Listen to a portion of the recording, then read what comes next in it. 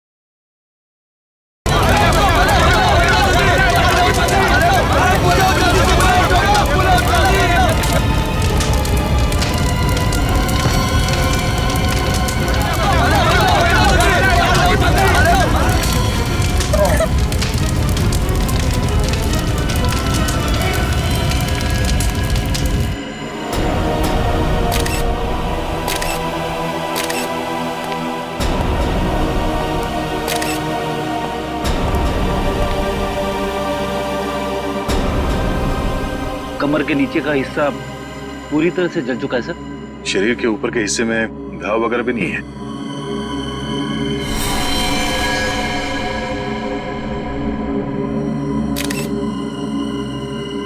यहाँ स्टेज पे किसी भी चीज को हाथ तो नहीं लगा किसी ने? नहीं सर। ये आग कैसे लगी? पता नहीं सर कैसे लगी। जैसे हमने रॉकी को आग की लपटों में घिरे देखा, हम भागकर स्टेज पर आए, पर सर रॉकी को हम बचा नहीं पाए।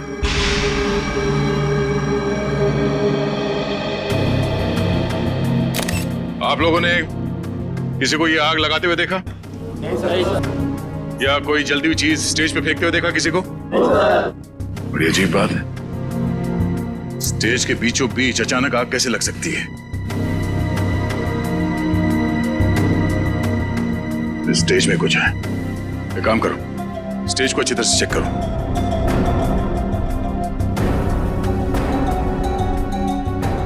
सर, हाँ? मैं कुछ कहना चाहती हूँ। क्या बताना चाहती हो?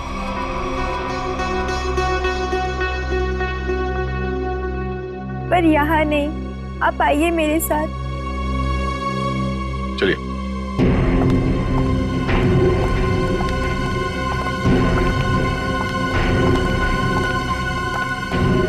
बोलो, क्या बताना चाहती हो? मुझे शक है कि किसी ने उसका खून किया है।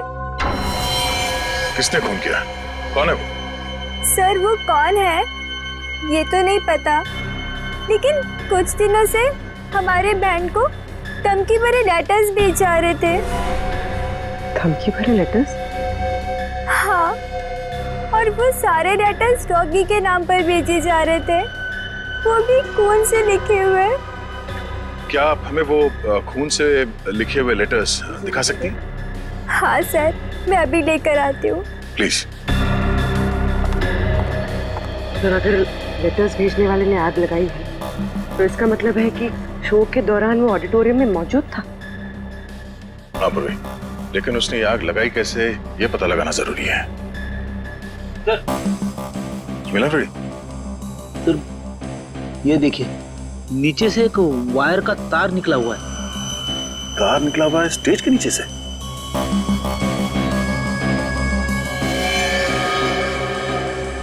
ठीक उसी जगह पे जहां पे रॉकी खड़ा था जलने से पहले।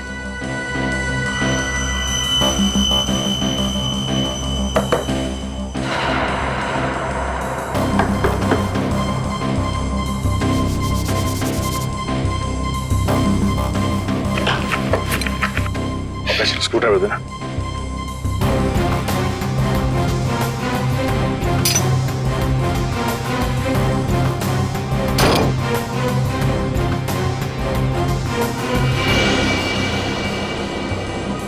सर नीचे तो एक कमरा है। हाँ, लगता तो कुछ ऐसे ही है। इसे जाके देखते क्या है, जरा टॉर्च देना।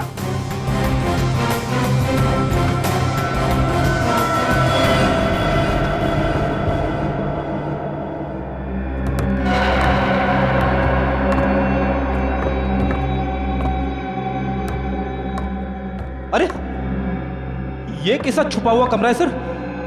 पूरे कमरे में धूल मिट्टी पड़ी हुई है। ये कलाकारों के लिए अलग से बनाया हुआ कमरा है। यहाँ से स्पेशल एंट्री दिखाते हैं। सर खूनी ने स्पेशल एंट्री के लिए बनाए दरवाजे का बड़ी होशियारी से इस्तेमाल किया है। सर ये देखिए, ये वायर ऊपर से नीचे आ रही है सर। ये वायर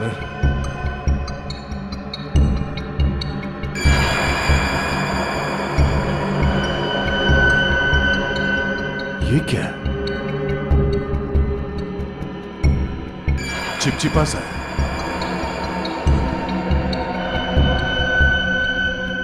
ये तो रबर सोल्यूशन है। सर रबर सोल्यूशन यहाँ पर? हाँ, यहाँ पे क्यों?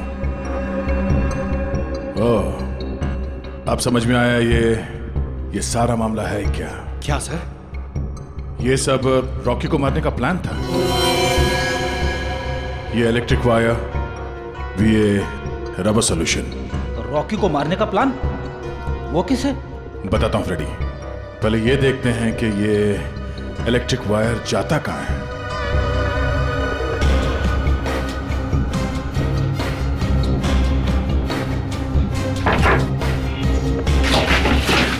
संभाल के।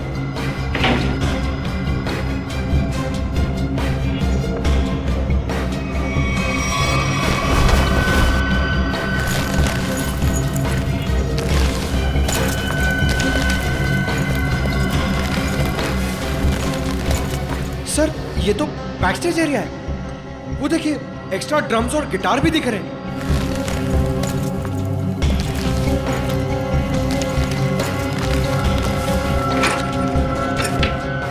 ये देखो,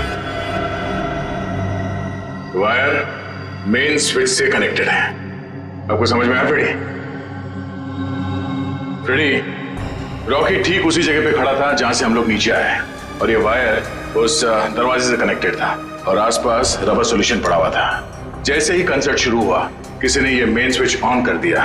वायर में शॉर्ट सर्किट हो गया और रबर सोल्यूशन में आग लग गई, और आग इतनी तेजी से फैली कि रॉकी कुछ कर नहीं सका। वही मारा गया बेचारा। सर अब खूनी का कैसे पता चलेगा? ये बैक स्टेज है, इसका मतलब है यहाँ के किसी स्टाफ ने कुछ देखा जरूर होगा। एक काम करो, यहाँ पे जितने भी स्टाफ काम करते हैं उन सबको ऊपर इकट्ठा करो। चलिए।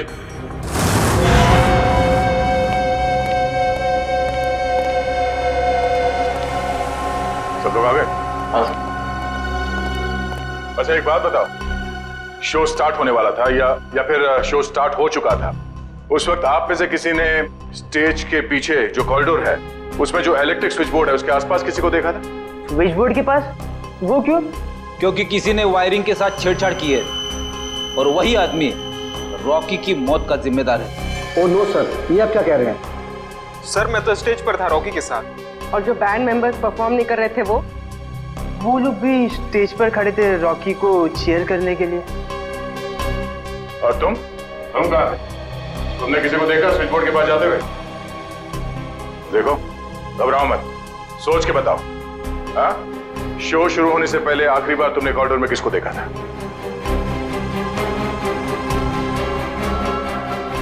सर इसे देखा था मैंने सर। करण, ये तुम क्या बोल रहे हो? सर मैं झूठ नहीं बोल रहा हूँ, इसे ही देखा था मैंने कॉरिडोर में। यहाँ आप बताओ मिस्टर करण, तुम कॉरिडोर में गए थे या नहीं? सर हाँ मैं गया था लेकिन क्या करने गए थे तुम वहां? हाँ? तुम्हें शो में परफॉर्म नहीं करना था? सर मेरा गला खराब था और मुझे पता था कि मैं गा नहीं पाऊंगा, इसलिए मैंने डिसाइड किया था कि मैं रॉकी के साथ परफॉर्म नहीं करूँगा सर, लेकिन मैंने रॉकी को नहीं मारा है सर। अच्छा सर, कॉरिडोर में और स्टेज के आसपास सीसीटीवी कैमरे लगे हुए। रेडी, तुम और पंकज सीसीटीवी की रिकॉर्डिंग चेक करो, पता चल जाएगा ये आदमी सच बोल रहा है या झूठ। सर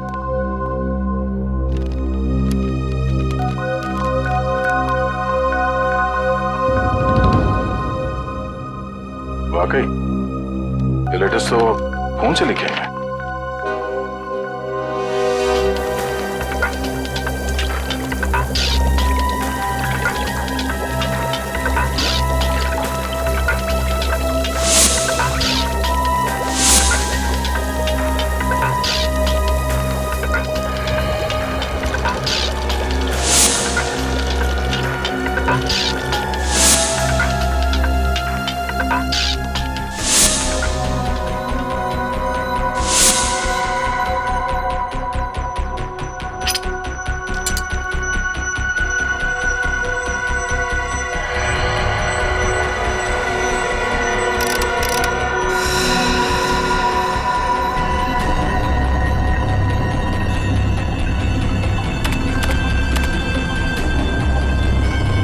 माय गॉड, कमाल है यार, लोग धमकी देने का भी क्या क्या तरीका निकालते हैं।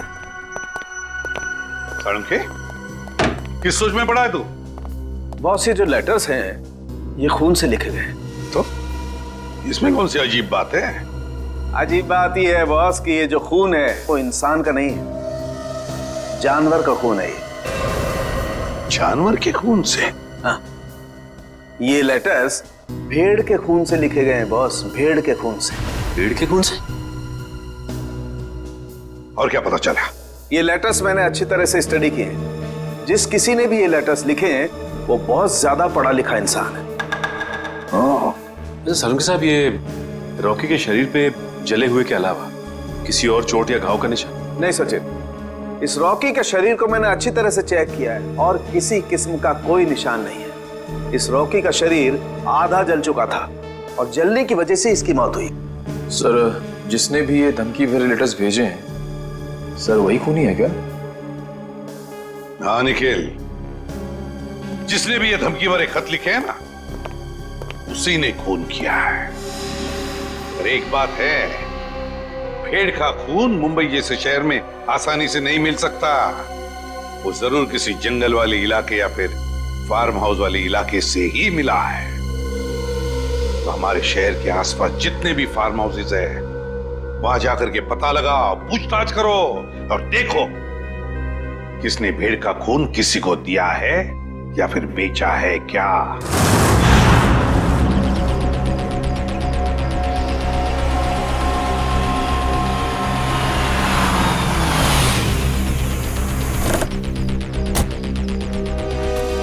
सर, शहर के आसपास 2 ही फार्म्स हैं जहाँ पे भेड़ बकरियां पाली जाती हैं। एक पनवेल में है सर, जहाँ में कुछ पता नहीं चला, दूसरा ये है सर। चलो देखते हैं, शायद यहीं से कुछ पता चल जाए।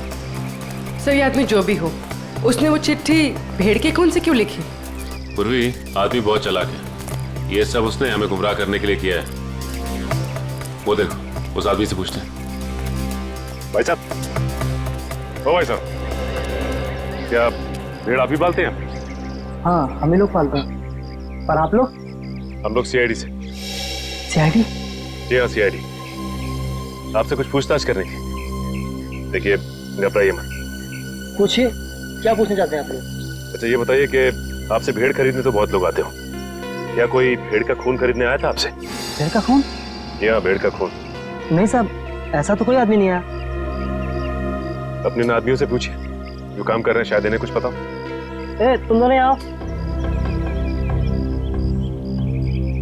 जी साहब। अच्छा ये बताइए कि आपसे कोई भेड़ का खून खरीदने के लिए आया था क्या? देखो घबराओ मत, जो कुछ तुमको पता है सब कुछ सच सच बताओ। साहब, वो कुछ दिन पहले एक आदमी भेड़ का खून लेने आया था साहब। क्या तुमने मुझे क्यों बताया? गलती हो गई, माफ़ कर साहब। वो उसके लिए उसने मुझे बहुत पैसा दिया था, बोला था कि कुछ दवाइयाँ बनाना, इसके लिए उसे भेड़ का खून चाहिए साहब। क्या तुम उसे पहले से जानते थे? नहीं, मैं पहली बार मिला था। उसके बारे में और कुछ याद है तुम्हें? उसका पहनावा या उसकी कोई आदत? हाँ, उसके पास एक महंगा फ़ोन था, वो बार बार फ़ोन को ही देख रहा था साहब। ऐसा फ़ोन मैंने कभी नहीं देखा। ऐसा क्या था उस फोन में? हाँ? नीले रंग का फ़ोन था, उस पर स्टार बना हुआ था साहब, और उसके पीछे कुछ एल जैसा लिखा हुआ था साहब। 5-6 दिन पहले लोकम नाम की इंटरनेशनल कंपनी ने एक ऐसा फ़ोन लॉन्च किया है। अखबारों में उसकी काफ़ी चर्चा भी हुई थी। फिलहाल शहर में एक ही आउटलेट है इसका जहाँ ये फ़ोन मिलता है, लोखंडवाला में। रोकना, एक मिनट सर।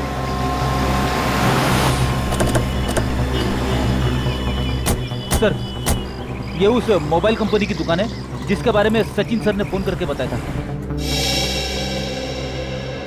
सुनिए भाई साहब, हमें एक मोबाइल के बारे में कुछ जानकारी चाहिए जो हाल ही में मार्केट में आया है आपकी कंपनी का।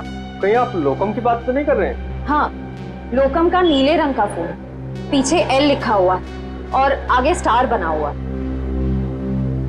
कहीं आप इस फोन की बात तो नहीं कर रहे? हाँ, इसी फोन की बात कर रहे हैं। बोलिए साहब, क्या जानकारी चाहिए?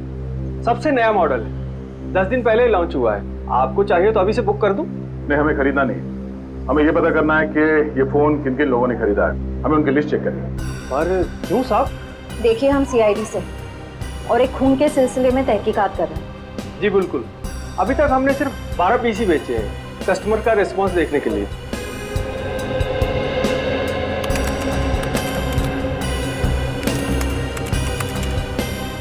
ये देखिए साहब, वो लिस्ट 5 रेड कलर के बिके हैं और बाकी के 7 नीले रंग। नीले रंग के फोन जिन लोगों ने खरीदे हैं उनके लिस्ट चेक करनी है। ये रही साहब लिस्ट। चेतन? लेकिन चेतन तो उस न्यू एज रॉक बैंड का मेंबर है, वो भला अपने ही आदमी का खून क्यों करेगा? ये तो चेतन ही बताएगा। घर चलते हैं, जरा इस चेतन का एड्रेस है।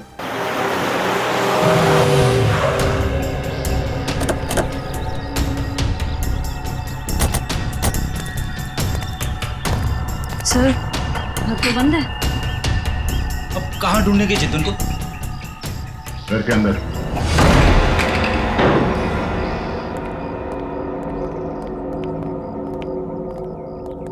घर के अच्छी तरह से तलाशी लो, देखो कुछ मिलता है क्या।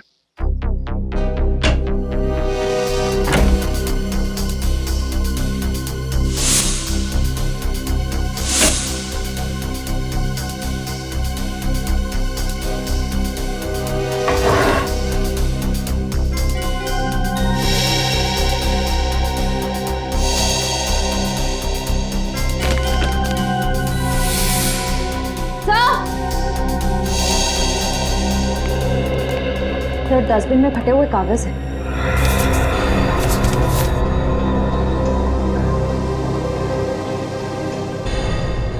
ये तो कोई ड्राइंग जैसा है। लगता है चेतन ने कोई ड्राइंग बनाई होगी और घर से निकलने से पहले इस कागज को फाड़ के चला गया होगा। टुकड़ों को जोड़ के देखते हैं, पता चल जाएगा इस चेतन ने क्या ड्राइंग बनाई थी।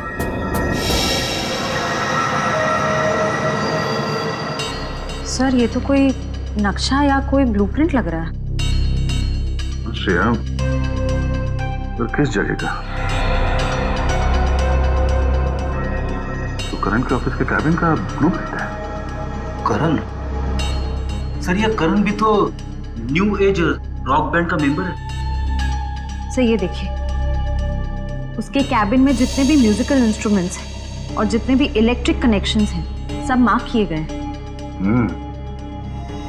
चेतन के घर पे करण के ऑफिस का मैप क्यों?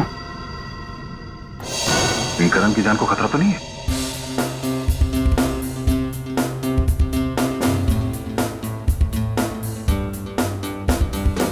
रॉकी सर की बहुत याद आती है। उनकी आवाज में एक अलग ही जादू था। हाँ यार, वो एक अच्छे कलाकार ही नहीं बल्कि एक अच्छे इंसान भी थे। CID यहाँ हमारे ऑफिस? करण का बात क्या है सर? हमें कुछ जरूरी बात करनी है उससे। सर वो तो बाहर गए हुए। कहाँ गए? सर पता नहीं सर। अजीब बात है सर, स्टाफ को बिना बताए करण कहीं चला गया। करण का कैबिन कहाँ है? वो रहा सर। ठीक है चलो। सर रुक जाइए सर। सर करण सर के कैबिन में जाना मना है सर। चुप, चुपचाप मुंह बंद करके यहाँ पे खड़ा रहे। सीआईडी के काम में दखल देने का अंजाम जानते हो तुम? मगर सर करण सर ने कहा अंदर केबिन में खतरा है, इसलिए सर किसी को वहाँ मत जाने देना। खतरा है? हाँ सर। फिर तो जरूर जाना पड़ेगा।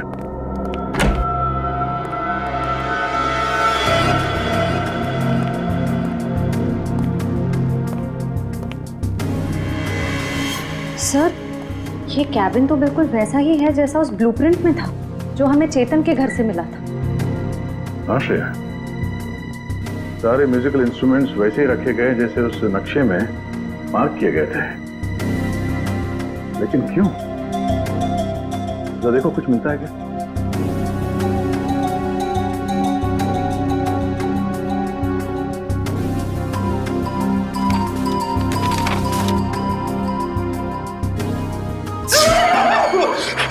क्या हुआ बेटी?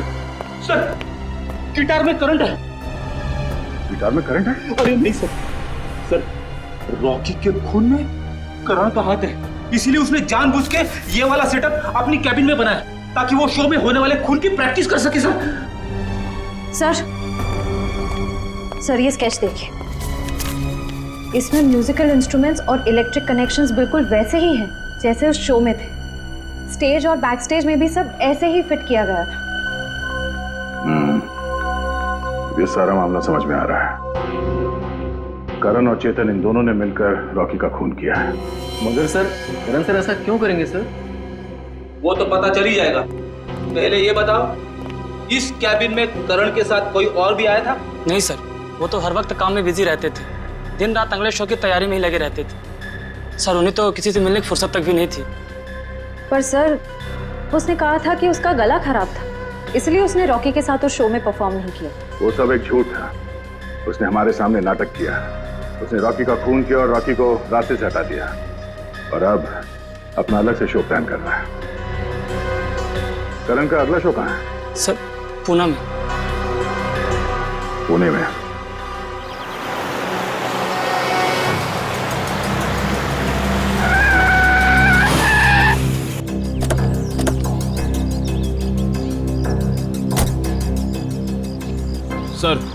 सर मोबाइल कंपनी के हिसाब से चेतन के फोन का आखिरी लोकेशन यहाँ पे ट्रेस हुआ है सर। सर इसी सुनसान जगह पर चेतन ही आया क्यों होगा?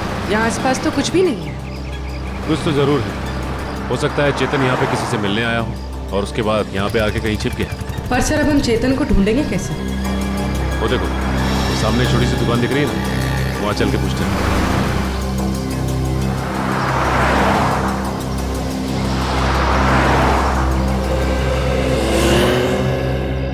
कहिए साहब, क्या लेंगे? चाय, कॉफी या फिर गर्मा गर्म समोसे? नहीं साहब, इतना बता दीजिए कि आपने इस आदमी को पहले कभी देखा है? हाँ साहब, देखा है साहब। ये मेरे ढाबे पे आया था। कितनी देर पहले आया था यार? यही कोई 1.5-2 घंटा हुआ होगा। मैंने उससे पूछा भी कि कुछ खाना पीना है, तो बोला नहीं, खाने पीने का वक्त नहीं है उसके पास। फिर वहाँ कोने में बैठकर किसी का इंतजार करने लगा। फिर कोई मिलने आया इससे? हाँ साहब, एक गाड़ी आई थी और गाड़ी को देखते ही उसकी ओर भागा। अब फिर दोनों, साहब गाड़ी में कोई बैठा हुआ था, दोनों में कुछ खुसुर फुसुर हुई और फिर गाड़ी वाले ने एक अटैची इसको दी और चला गया। गाड़ी वाले को देखा? नहीं मैडम, असल में हुआ क्या कि ये आदमी ठीक गाड़ी वाले के सामने आकर खड़ा हो गया, तो मैं गाड़ी वाले की शक्ल नहीं देख पाया।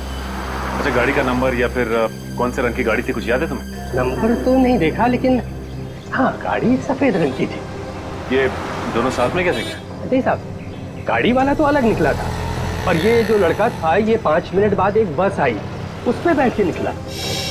हरे रंग की एक पैसेंजर मिनी बस थी, ये हेटी ट्रेवल्स की। अच्छा, बता सकते हो कि ये बस कहाँ गई होगी? साहब, हेटी ट्रेवल्स की अधिकतर बसें यहाँ से पूना की ओर जाती हैं। वो बस यहाँ से कितनी देर पहले निकली? करीब आधा घंटा हुआ होगा। ठीक है, thanks. Hello everyone.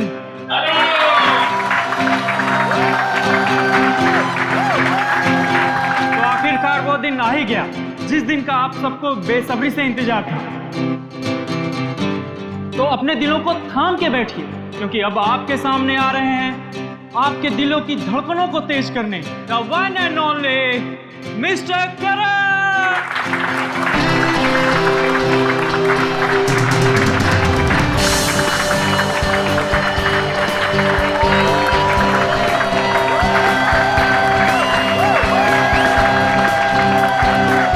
Hello guys, क्या आप सब तैयार हैं मेरे इस शो को रंगीन बनाने के लिए? क्या आप सब मेरे साथ झूमेंगे? मेरे साथ गाएंगे भी? नहीं।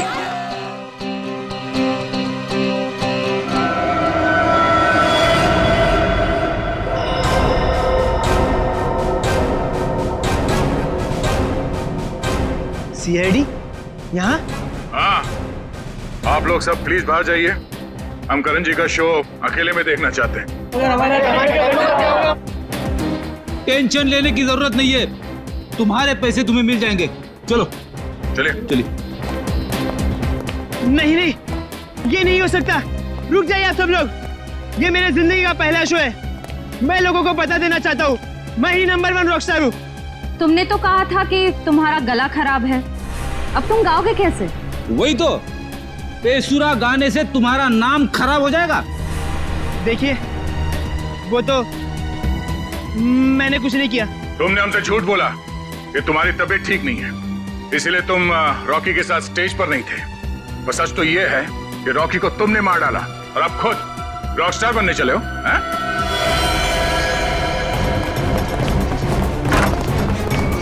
चलते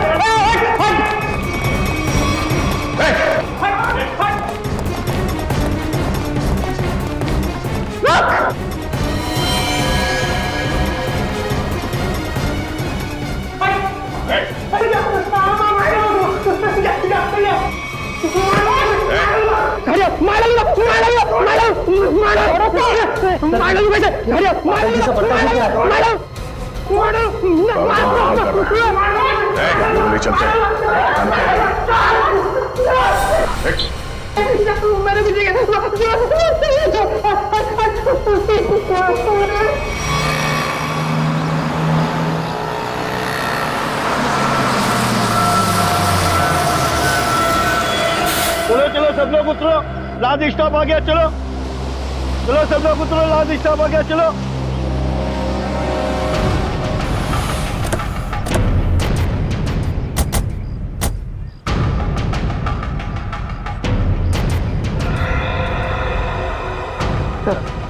हो रहा चेतन, बस से उतर रहा। सर बार बार पीछे मुड़ के देख रहा है, ऐसा लग रहा है काफी डरा हुआ है। गलत काम करेगा तो डरेगा ही।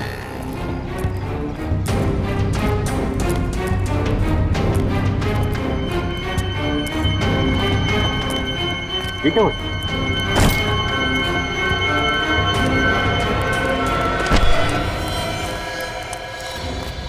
प्लीज प्लीज प्लीज हटिए हटिए प्लीज। माय गॉड,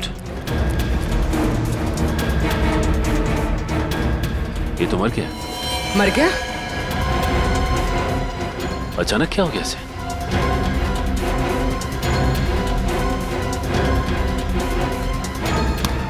सर शरीर पे किसी भी घाव के निशान नहीं है। फिर इसकी मौत हुई कैसे?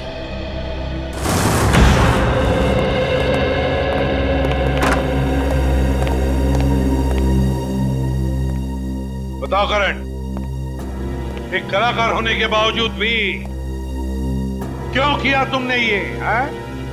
क्यों किया? बताओ। मेरा बेटा कहाँ है? करण, करण मेरा बच्चा, तू ठीक है ना? आप क्यों मेरे बेटे के पीछे पड़े? मेरे बेटे ने कोई गुनाह नहीं किया है। गुनाह किया है गुनाह करण ने। रॉकी का खून किया है। खून? नहीं नहीं एसीपी साहब, लगता है आपसे कोई भूल हो गई है। देखिए, मेरा बेटा किसी का खून नहीं कर सकता। अच्छा, करण के ऑफिस में वो म्यूजिकल इंस्ट्रूमेंट के साथ बिजली के तार क्यों जोड़े गए? और वो स्टेज का स्केच, वो कहां से आया? जहां पे रॉकी की मौत हुई थी। सर मैं मानता हूँ मैं रॉकी को मारना चाहता था। मैंने वो इलेक्ट्रिक वायरिंग भी की, स्टेज पर रबर सॉल्यूशन भी लगाया और रॉकी को चलाकर मार देने का प्लान भी बनाया। पर यकीन कीजिए सर, मैंने रॉकी को नहीं मारा है। मैंने तो लास्ट समय अपना प्लान बदल दिया था सर। झूठ झूठ बोल रहे हो तुम नहीं मारा है रॉकी को, और तुमने चेतन को अपने प्लान में शामिल कर लिया ताकि सारा इल्जाम उस पर जाए। कौन चेतन? वही चेतन जो तुम्हारे रॉक बैंड का मेंबर था, समझा? सर चेतन से मेरा कुछ लेना देना नहीं है सर। अच्छा, रॉकी का खून तुमने नहीं किया, चेतन के साथ तुम्हारा कोई संबंध नहीं है। सब पता लगा लेंगे करण, सब पता लगा लेंगे। सचिन, पता नहीं क्यों लेकिन ऐसे लगता है कि इस करण की बातों में कोई सच्चाई है। सर अगर ये चेतन करण से मिला हुआ नहीं है तो चेतन के घर में करण के ऑफिस का ब्लूप्रिंट कैसे आया? और फिर इलेक्ट्रिक वायरिंग पे जगह जगह मार्किंग की गई थी। लगता है ये चेतन करण की कॉपी कर रहा था ताकि रॉकी के खून का इल्जाम इस करण पर आ जाए। पर सर चेतन को किसने मारा हुआ? कोई और है सचिन, कोई तीसरा, जिसने चेतन के हाथों रॉकी को मरवा दिया और फिर अपना काम होते ही चेतन को भी ऊपर भेज दिया। पर है कौन ये तीसरा?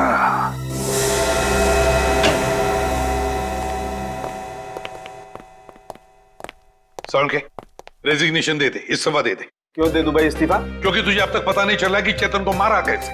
तुम्हें कैसे मालूम नहीं पता लगा पाया है? अरे यार आधी बात पता चल चुकी है। तो फिर बता ना जल्दी। देखो इसकी मौत जहर देने की वजह से हुई। क्या जहर देके? हाँ जहर देके। अब जहर कैसे दिया गया है इस बात का पता लगना बाकी है। अभी पता लगता नहीं यार, 1 मिनट रुको ना यार तुम।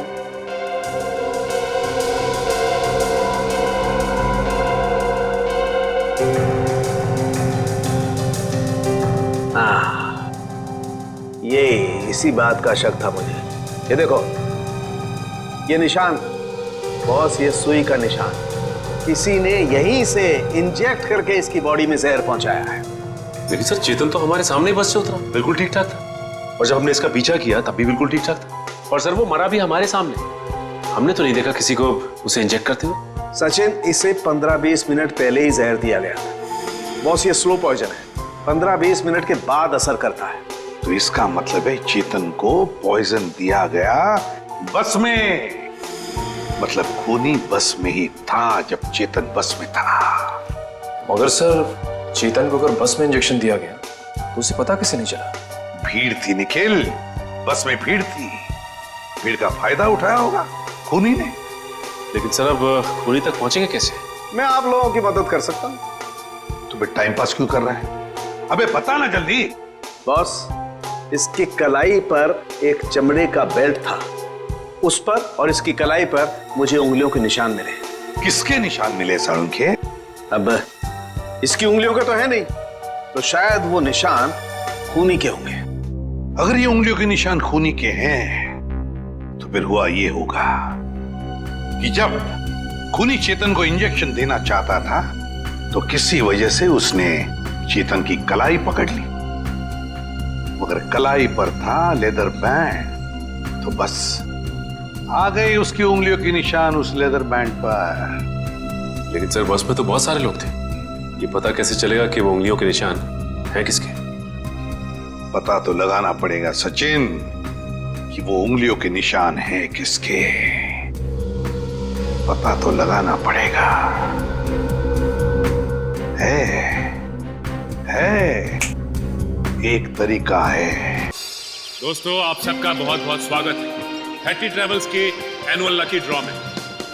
12 दिसंबर को हमारी कंपनी की सालगिरह थी और 12 दिसंबर को जो लोग हमारी कंपनी की बस में ट्रैवल कर रहे थे उन सबको मिलेगा एक तोहफा। मुझे तो इस कॉन्टेस्ट के बारे में पहले मालूम ही नहीं था। मुझे भी नहीं पता था, मैंने भी ये खबर अखबार में पढ़ी। देखते हैं आज सरप्राइज गिफ्ट क्या मिलता है। और उनमें से किसी एक लकी आदमी को मिलेगा जैकपॉट, जो कि है 2 लाख रुपए का। बस। लेकिन उससे पहले आपको एक छोटा सा काम करना होगा, और वो है ये फॉर्म, साधारण सा फॉर्म, वो आपको भरना होगा। तो फिर देर किस बात की है, आइए एक एक करके फॉर्म भरिए और अपने अंगूठे का निशान छोड़कर जाइए इसमें। ये लीजिए।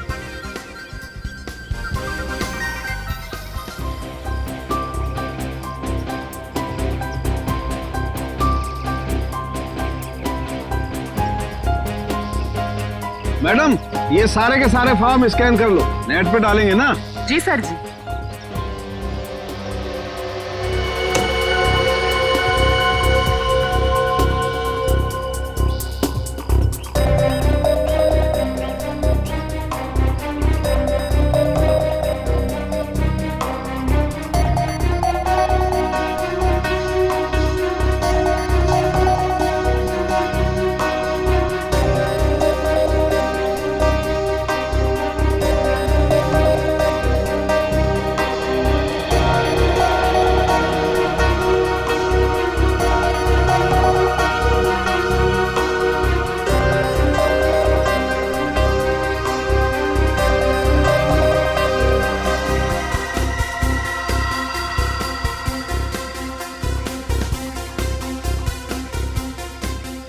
सर जी, ये लीजिए, ये मिल गया आपका लकी विनर का नाम। आइए,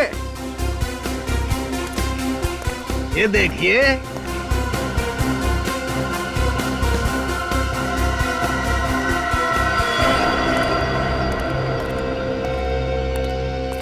दोस्तों, आप सबका इंतजार अब खत्म हुआ। अब हम घोषित करने जा रहे हैं विनर का नाम, जो कि है मिस्टर जगन। मैं जगन हूं। मैंने जैकपॉट जीत लिया। मुझे विश्वास ही नहीं हुआ, मैंने 2 लाख रुपए जीते। 2 लाख! सर, कहाँ लेना है? आपके लिए हमने और भी कुछ सोच के रखा। उससे भी बड़ा सर? उससे भी बड़ा क्या सर? जेल का। जेल? जगन बाबू, सारी जिंदगी जेल में रहने का इनाम। ये कैसा मजाक है? मैं जेल क्यों जाऊंगा? मैंने ऐसा क्या किया है सर? चेतन का खून किया है, जहरीली सुई चुभोकर। मैंने खून?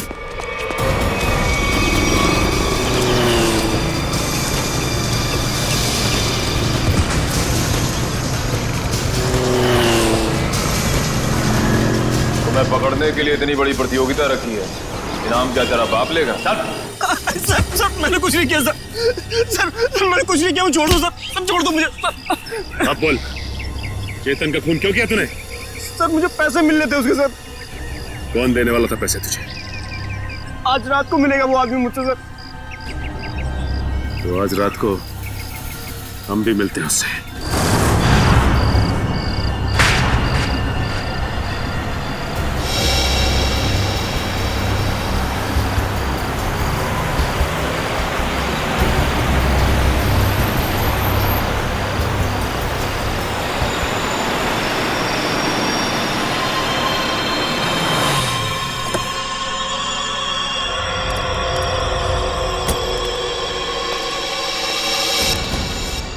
सलाम सेठ। वक्त के बहुत पाबंद हो तुम, मुझसे पहले यहाँ पहुँच गए। सेठ, मुझे मेरे पैसे दो सेठ। यहाँ अगर किसी ने देख लिया तो बवाल खड़ा हो जाएगा सेठ। मुझे फौरन निकलना है यहाँ से। आखिर तुमने मेरा काम किया है, इनाम तो तुम्हें मिलना ही चाहिए। हाँ सेठ।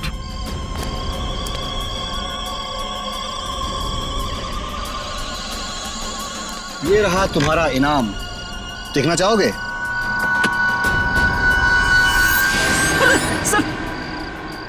बंदूक? हाँ, बंदूक। क्या मजाक है सेठ?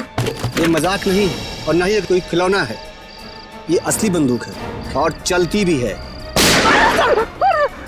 और इसीलिए तो अगली गोली तेरे सीने के पार होगी। सेठ, मुझे क्यों मारना चाहते हैं? मैंने तो हेल्प की आपकी। इसीलिए तो अब तुम मेरे लिए खतरा बन चुके हो, और मैं खतरों को पालता नहीं हूँ, उन्हें खत्म कर देता हूँ। फिनिश। बाय जगन।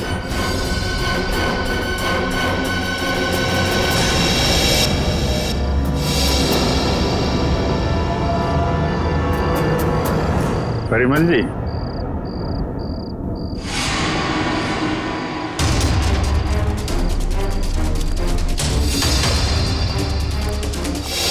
मुझे माफ कर दो, प्लीज मुझे माफ कर दो। अच्छा, कभी कभी आदमी को ज्यादा चालाकी भारी पड़ जाती है परिमल जी। लोगों को इनाम देने का बहुत शौक है ना, अब सीआईडी का इनाम चाहिए। हाँ, मैं नहीं मारा रॉकी और चेतन को। क्यों? हाँ? क्यों मारा तुमने रॉकी और चेतन? तुम तो रॉक बैंड के गुरु थे ना? गुरु?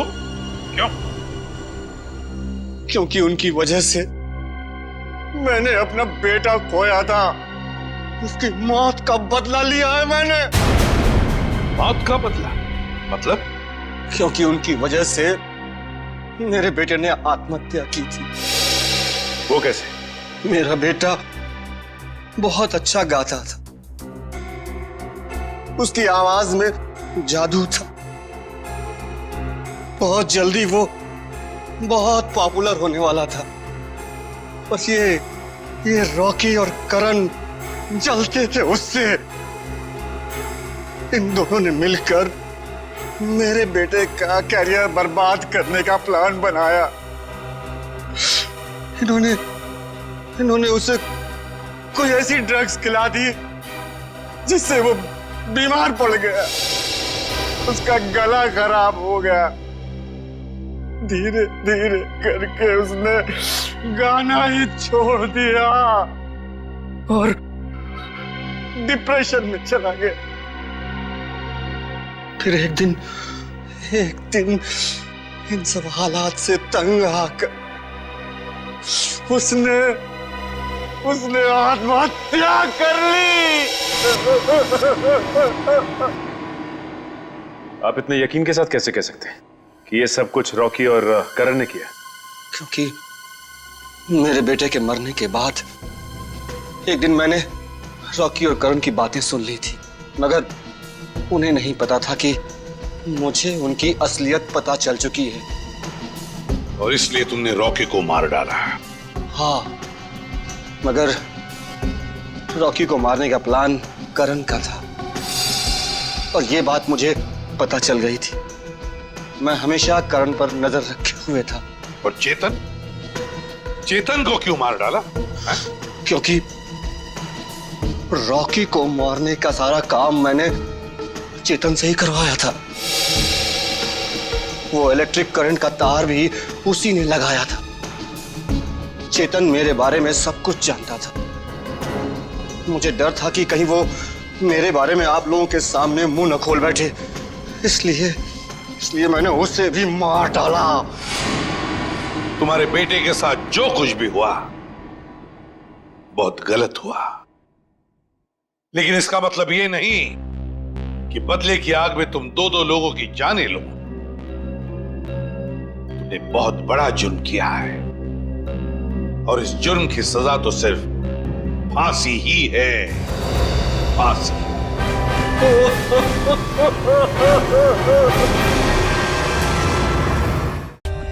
For more updates, subscribe to our channel, click the show links and enjoy watching the videos.